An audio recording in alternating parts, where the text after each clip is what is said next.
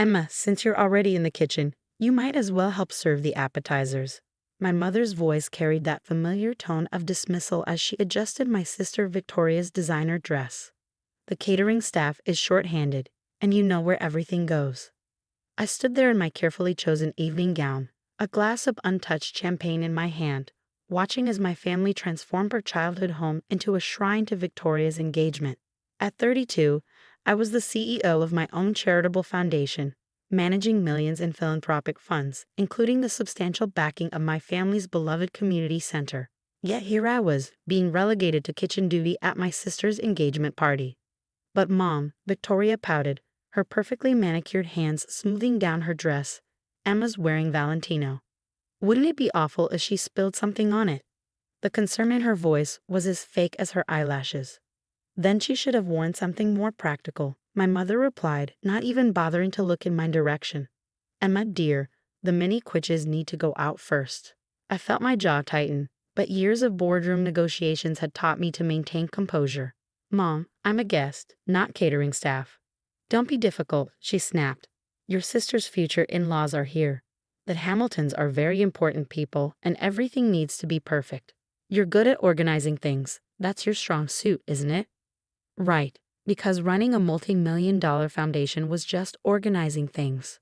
Victoria's fiancé, James Hamilton, heir to the Hamilton real estate empire, chose that moment to walk in. Ah, there's my beautiful bride-to-be. He wrapped an arm around Victoria's waist, completely ignoring my presence. The guests are asking about appetizers. Emma's handling it, Victoria chirped, shooting me a smug look. She's so good at serving. I felt something inside me crack. For years, I'd watched Victoria get everything, the praise, the attention, the support. When she dropped out of college to find herself in Europe, our parents funded her 2-year adventure. When I graduated summa cum laude and started my foundation, they barely attended the ceremony because Victoria had a modeling casting call. Now, as I stood in my designer dress, being ordered to serve food at my sister's engagement party, I realized nothing had changed. To them, I would always be the reliable one, the invisible one, the one who could be taken for granted. Actually, I said, placing my champagne glass down with deliberate care, I have a call with our Tokyo office in 10 minutes. You'll need to find someone else to serve. Tokyo office? James coughed. What could be so important about your little charity work that you can't help at your own sister's engagement? Little charity work. If only he knew that his family's latest development project relied heavily on funding from my little charity. My mother's face darkened. Emma, you will not embarrass us in front of the Hamiltons. The Tokyo office can wait. I checked my phone, a small smile playing on my lips. The board members of the Hamilton Foundation are actually on this call too. Shall I tell them you said hello? For the first time that evening, uncertainty flickered across James's face. The Hamilton Foundation? Why would they be?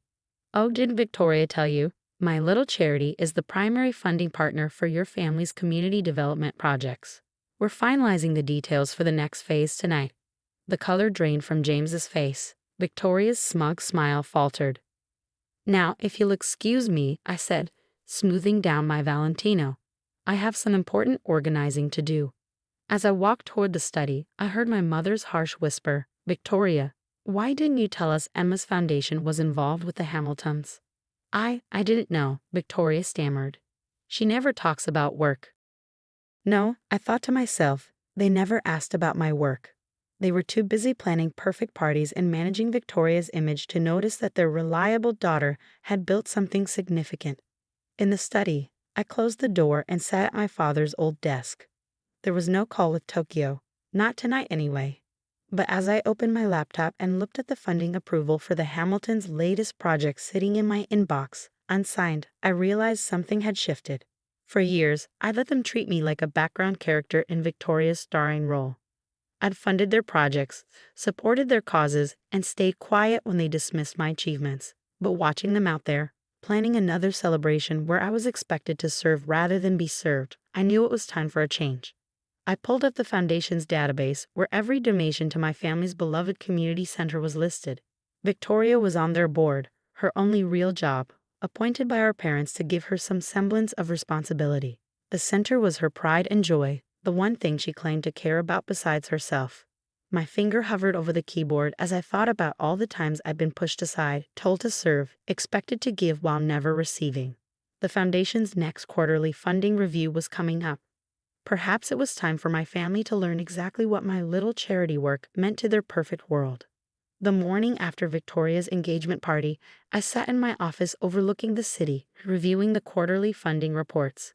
My assistant, Kate, entered with my morning coffee and a concerned expression. "Your mother has called 6 times already," she said, placing the cup on my desk. "And your sister sent an email marked urgent regarding the community center's annual gala." I smiled, taking a sip of coffee. I assumed they finally looked at the updated funding roster. The one where the community center's grant is listed as pending review? Yes, I believe that's what triggered the panic. The phone on my desk buzzed again. My mother's number. "Emma." Her voice was shrill when I finally answered. "There must be some mistake. Victoria just called me crying about the community center's funding being cut." "That can't be right." "Not cut, Mom. Just under review. Standard procedure for all our grant recipients." But this is different. This is family. The center's gala is next month, and Victoria's been planning it for ages. The Hamiltons are expecting a big announcement about their new development project. Of course they were. The project that needed my foundation's approval. The one they hadn't bothered to mention to me while I was serving appetizers. "That's interesting," I said, keeping my voice neutral. "No one mentioned the gala to me last night. I was too busy in the kitchen, remember?" Silence on the other end. "Then, is that what this is about? You're punishing Victoria because we asked for your help at her engagement party?" "No, Mom. This is about fiscal responsibility. The Foundation's board requires all grant recipients to demonstrate community impact and proper fund management. I'll need to see the center's complete financial records and impact reports for the last 3 years." 3 years? She sounded faint. "But Victoria only took over the bookkeeping last year. Before that, everything was informal." Informal. Code for non-existent. I'd suspected as much. "Then that's where we'll start. Have Victoria send over whatever records she has. The board meets next week to finalize the quarterly allocations." "Next week? But the gala?" "Isn't my primary concern. Now, if you'll excuse me, I have a meeting with the Hamilton Foundation in 10 minutes. After hanging up, I turned to Kate. "How long until Victoria shows up in person?" "Given downtown traffic, 20 minutes, tops." It took 17. Victoria burst into my office, her perfect makeup slightly smudged from tears, clutching a disorganized pile of papers. "You can't do this," she wailed, dropping the papers on my desk. "The community center is my life. The gala is my moment to show James's family what I can do." I picked up the scattered documents, noting credit card statements mixed with handwritten IOUs. "Your moment? What exactly have you done with the $500,000 in funding we provided last year?" She blinked, mascara smearing slightly. "Well, we had events. Important ones. And community things." "Things," I repeated flatly. "I see. And these events, like the luxury wine tasting you charged to the center's account, how do they serve our mission of youth education and elderly care?" Victoria's face flushed. "That was networking. For donations." "Interesting. And did any donations materialize from your networking?" She shifted uncomfortably. "Not yet, but..." "What about the 3 staff members who resigned last month? The ones with actual social work degrees?" "They weren't fitting the center's new image." I leaned back in my chair, studying my sister. She'd always been the pretty one, the charming one, the one our parents thought could do no wrong. But charm couldn't hide financial mismanagement, and beauty couldn't cover up incompetence. "Victoria, the foundation isn't Mom and Dad. We don't run on image. We run on results." "Please," she whispered, her voice small for the first time I could remember. "The Hamiltons, if they find out about this, find out that their future daughter-in-law has been treating the community center like her personal party fund? Yes, that would be unfortunate." Tears spilled down her cheeks. "I'll do anything. Just, please don't let this fall apart." I looked at my sister, really looked at her. Behind the perfect makeup and designer clothes, I saw something I'd never noticed before. Fear. Fear of being exposed as less than perfect, fear of losing her carefully constructed image. "Anything?" I asked, raising an eyebrow. She nodded desperately. I pulled out a folder I prepared earlier. The foundation is implementing new oversight measures at the center. You'll step down from the board, effective immediately. We'll bring in professional management and you'll spend the next 6 months volunteering.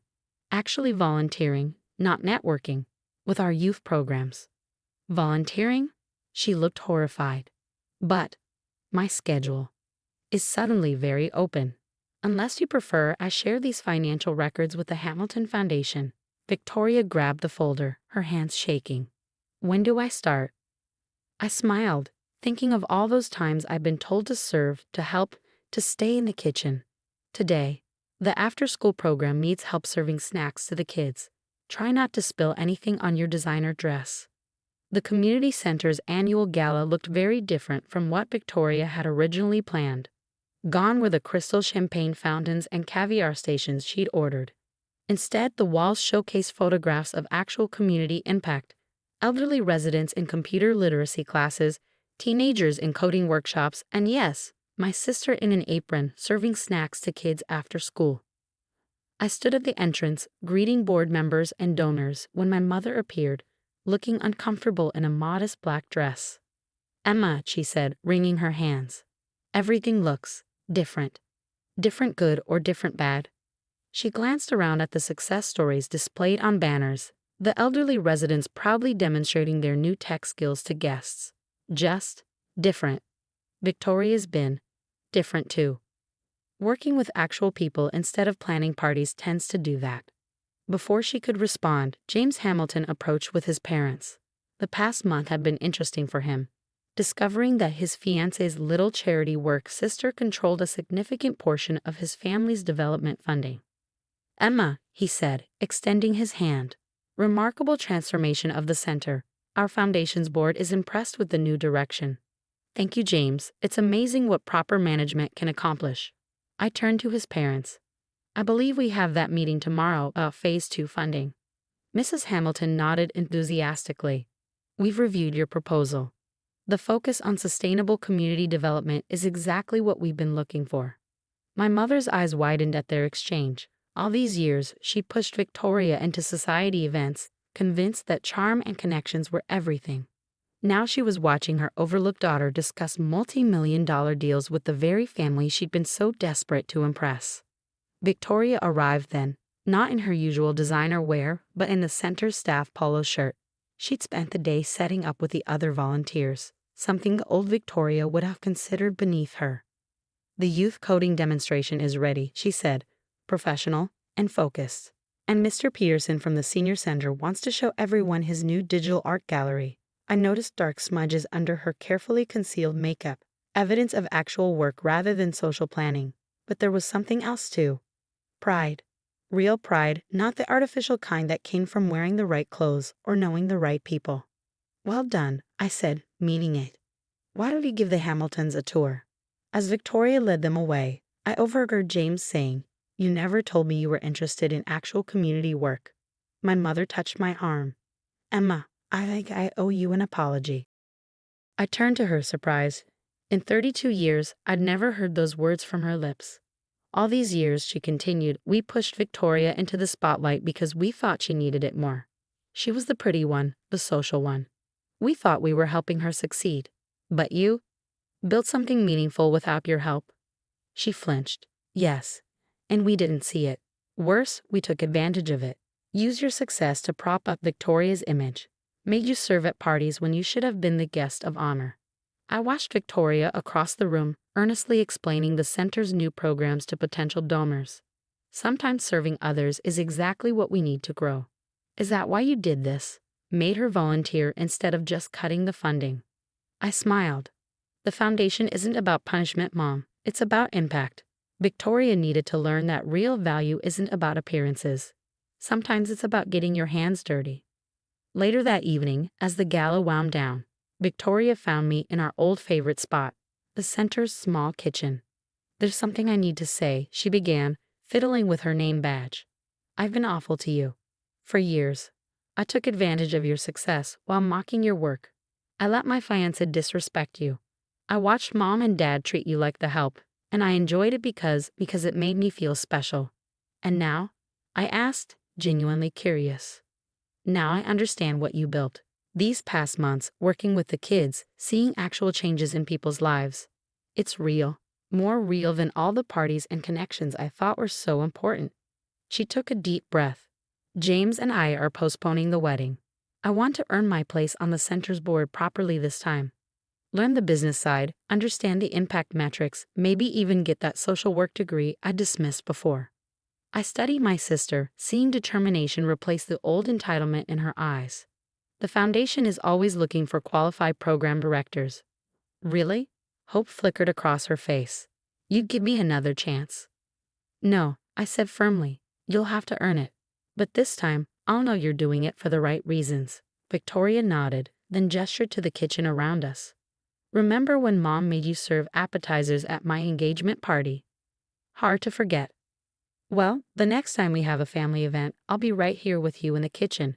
Not because anyone made us, but because sometimes the best way to lead is to serve. I smiled, thinking of how far we'd come from that night of bitter realizations and planned revenge. Sometimes the best revenge isn't about destroying someone's world. It's about helping them build a better one. Come on, I said, handing her an apron. Let's help clean up. We've got real work to do tomorrow.